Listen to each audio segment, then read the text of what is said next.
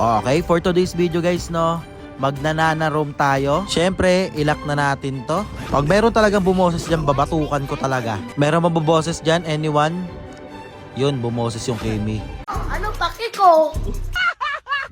Joke lang boss, syempre feelings mo yan pre, valid yan. Naiintindihan ko kung ano nararamdaman mo pero nalock na natin eh. Kung mapapansin nyo dito pre, yung border ng Leomord, kumikinang ina siya. Ibig sabihin merong high point sa kanila. Kaya panoodin yung buong video. Alright, bakbakan na naman ng mga halimaw. Let's go. Dito pre, tuturuan ko kayo kung paano mang-steal ng buff ng kalaban, no. Unang-una sa lahat, dapat meron kayong girl instinct. Syempre pre, yung mga babae, magaling sila pagdating sa mga instinct na yan. Kaya dito ginawa kong reference yung buff ng kakampi ko. Alright, kuha.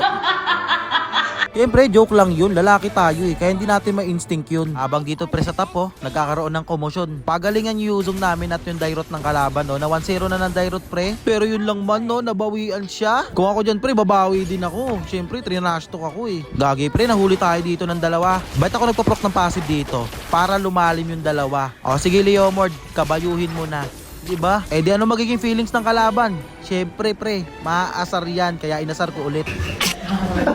Mainit-init pre ang tunggalian ng dalawa sa top habang kami dito pre. Tinutulungan ko lang yung Kimi dito. Alam ko may mga masamang balak yung mga kalaban. Kaya tamang tae lang tayo dito sa damo. Ayan na, yan yung sinasabi ko pre. Okay Harit, kalma ka muna. Kaya dito pre, aasarin natin yung mga kalaban para lumabas yung tunay na laro nila. Tawanan natin saglit. Dito pre, nahuli yung Kimi namin. Nahuli siya ni SpongeBob. Wala kang flicker pre.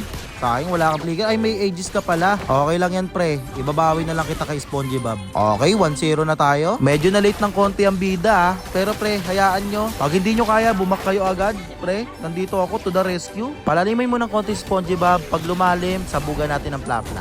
Okay, naka 2-0 na tayo kay SpongeBob, ah. Kaya dito, pre, inisin ulit natin yung Cyclops. Okay, next target natin dito, si Harit, no? Kumukulit na siya, eh. Daga ka muna, Shushin. Ilawan mo, kasi madilim. Yun lang, pero nakabak, ha. Ibabato ko na dito yung plapla ko.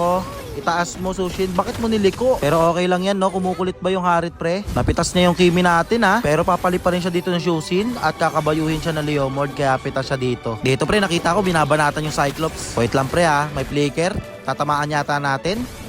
Ayun, sayang di namatay. Pero gusto ko talaga pre, ito napipikon tong Harit na to. Okay, sabugan na natin ang plapla. Alright, pitas na sa atin to boy. Tawanan lang natin. Kaya dito pre no, makukuha namin yung Lord ng walang kahirap-hirap. Okay, tamang tayo lang tayo dito sa damo. Pag dumating na yung tamang panahon, ibato mo na yan pre. Pitas na naman kayo boy. Sa mga kalaban ko dyan na napipikon na, mapikon lang kayo. Habang sila nagkakagulo, magbato lang tayo ng shuriken. Tamaan sa mukha yung Dairot. Konti-konti nang tumutumba ang bawat kupunan ha. Natumba na rin si Harit, may lawit. Tapos tamaan natin si SpongeBob. Kita nyo pre, nakapambibwisit tayo at the same time, di pa tayo namamatay, patapos na yung laro. Pero matibay yung mga kalaban dito guys ha. Di talaga nila sinurrender kahit talong-talo na sila. Kaya ayun no, panalo na naman tayo sa bakbakan ng mga limaw. Let's go, hindi tayo namatay doon. Kaya kung gusto niyo try yung Roam Nana pre, sobrang effective niyan. Lalong-lalo na kung gusto niyo mambwisit ng mga kalaban yon no. Kaya hanggang sa muli natin pangungupal, paalam!